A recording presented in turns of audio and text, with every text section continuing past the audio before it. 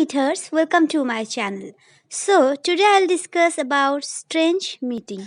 Friends, I know that I was about to upload this video in the previous week, but suddenly, because of my bad health condition, I couldn't upload it. So that's why today I'm uploading it. So today we'll understand what is the main summary, or you can say the line by line explanation of strange meeting. So actually, strange meeting is a war poetry or war poem. Friends, if you want to know about war poem or war poetry in details, then please check out the link in the description box. In my channel, you'll get a full detailed discussion on war poetry and about various war poets and their writing style. Okay, so actually, Wilfrid Owen was one of the war poets. So actually, Wilfrid Owen was one of the victims of the First World War. And this poem means strange meeting was written in the last month of the poet's life, and the date is November 4th, 1918. So friends, we all know that First World War was started in 1914 and then it ended in 1918. So it means that this poem Strange Meeting, this poem was written a week before the end of the First World War. And then after this, it was published in 1919. So, friends, we have to understand one thing about Wilfred Owen, that he was not a romantic war poet because he was the realistic war poet. He discussed the usual romantic notions about war, and he strikes a new realistic note about war in his poetry. Okay, actually, Owen thinks war to have no glory, nothing to crown man with undying honor. He looks upon war as a hellish dance of death. So, friends, Strange Meeting is called as one of the most important war poems of Owen. Okay, and the title of Strange Meeting is taken from Shelley's poem Revolt of Islam. So, now let's start the line by line explanation. So, at first, we have line 1 to 5. It seemed that after battle I escaped down some profound tunnel, long since scooped through granites which titanic wars had groined, yet also their encumbered sleepers groaned, too fast in thought or death to be bestirred. So, friends, here basically the poet imagines himself to have strayed into a dark tunnel that is loaded with dead bodies of strangers. Actually, here the poet is showcasing the afterlife. Okay, so when a soldier dies in the battlefield, then what happened to him in the afterlife? Here the poet is showcasing that. So now here the poet is dead in this poem and he is thinking that as if he is watching a dream, and in that dream he saw that he escaped from the battlefield and he went to a dark tunnel where the sleepers, means the dead men, are huddled together. Okay, so here from the last part of line number 2 to the line number 5, the poet wants to say that the hard rocky surface of the earth was full of chasms, and that chasms are caused by bombshells. Okay, but in those underground walls, in those underground chambers, dead men were huddled together and they are groaning. They groaned in pain. They groaned not only because they were huddled together, but also because they were experiencing the pain and horror to which death has put an end. So, as they are dead, but still they were yet experiencing the pain and horror to which death has put an end. Okay. So now we have line number 6 to line number 10. Then, as I probed them, one sprang up and stared with piteous recognition in fixed eyes, lifting distressful hands as if to bless. And by his smile I knew that sullen hall, and by his death smile I knew we stood in hell. So here the poet is saying that when the poet started to examine the dead bodies, then one of the dead bodies suddenly woke up and stared or looked fixedly at the poet with the eyes that are full of pity, as it was seeming that that dead man had recognized the poet. Okay, so now the dead man was raising his hand painfully and it seemed that the dead man was trying to bless the poet. So, friends, here the dead man looked at the poet in such a way that it appeared that he had recognized him. So, in other words, we can say that the dead man's gaze revealed that they had met together before. Means the poet and the dead man, they had met together before. And his look, the dead man's look, was fixed like that of a dead man. So, as the dead man's look was fixed, his look was not moving. That's why it proved that he was a dead man.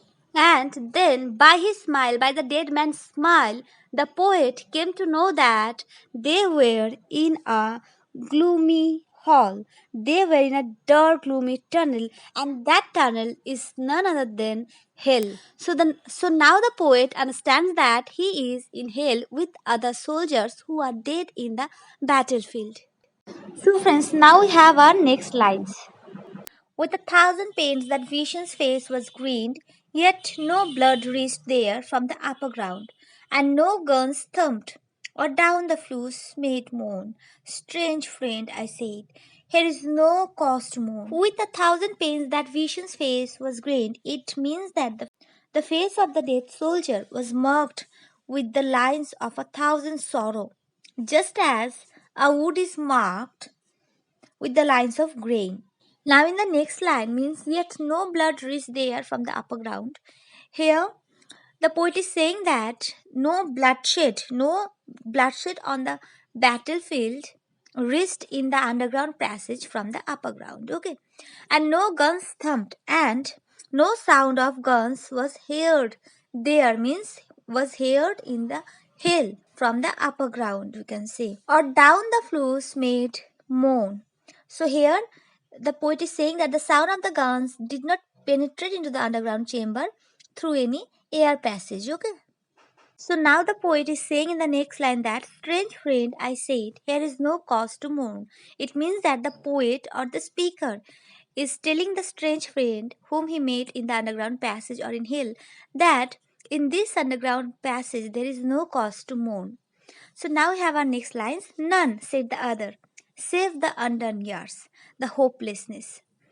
Whatever hope is yours was my life also. So after listening to the speaker, the second speaker or the strange friend, none save the undone years. Then that strange friend is saying that whatever hope is yours was my life also.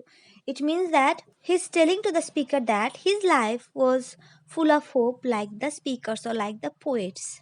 Then he said that I went hunting wild after the wildest beauty in the world, which lies not calm in eyes or braided hair, but mocks the steady running of the hour, and it grieves richlier than hair. So friends, here hunting wild means seeking something with joy and rapture. Okay.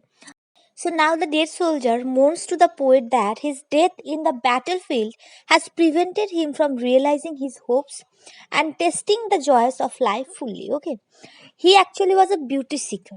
And the beauty he sought for did not lie in the calm beauty of the eyes or the braided hair of a beautiful woman, but the beauty which he yearns is eternal.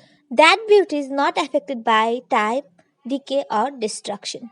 So here the line, and if it grieves richlier than here, it means that beauty's griefs has a greater cause of grief in the above world than the grief that the poet and the strange friend were witnessing in the hill. Then the strange friend is saying that, for by my glee might many men have loved, and of my weeping something had been left which must die now. I mean the truth untold, the pity word distilled. So here, friends, for by my glee might many men have loved. It means that the strange friend was abounded with joy, okay?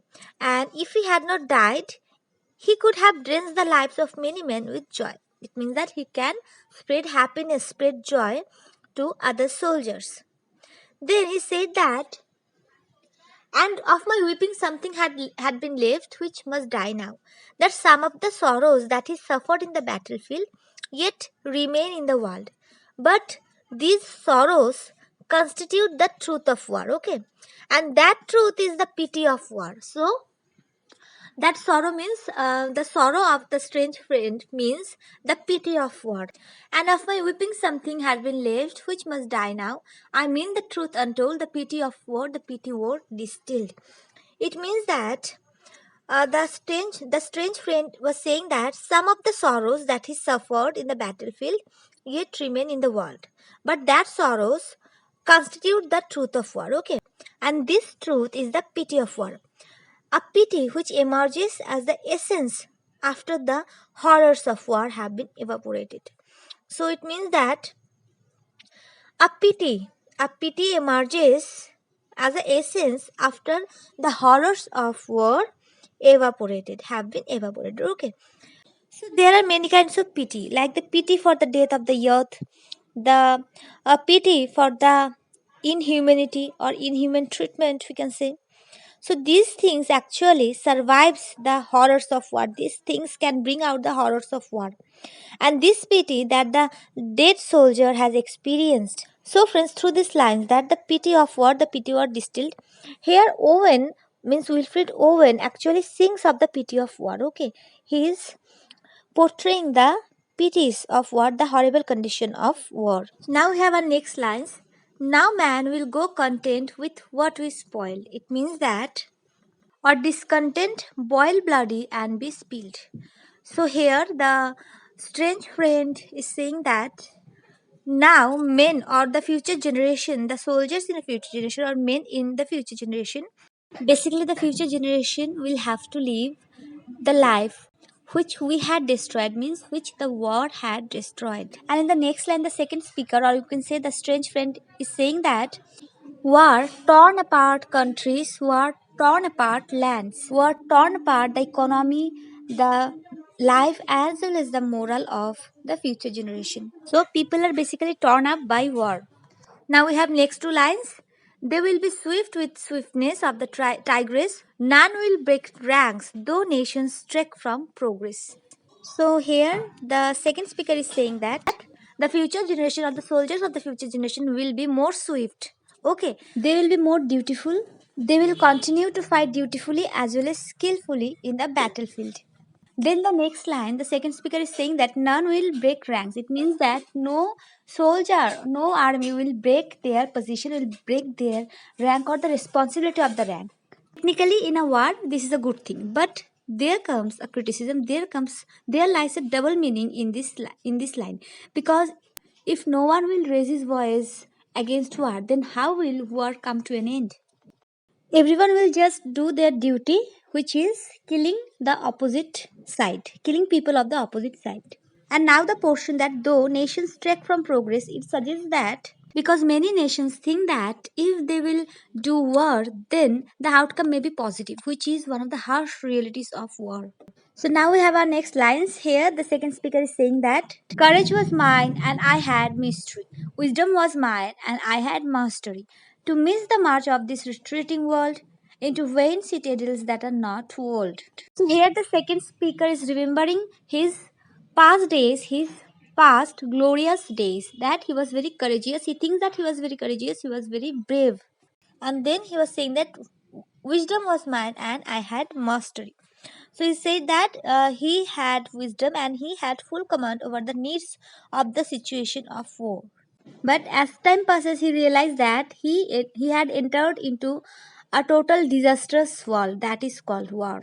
Now, the second speaker is saying that to miss the march of this retreating world into vain citadels that are not walled. So, through this line, the second speaker wants to say that the soldiers are leading towards a wrong way, towards a wrong direction, because the world is retreating from them. Because when they fight in war, then the real world destroyed and the real world go away from them. So when here when citadel means that the soldiers are fighting for nothing, because at the end of the war they will get nothing.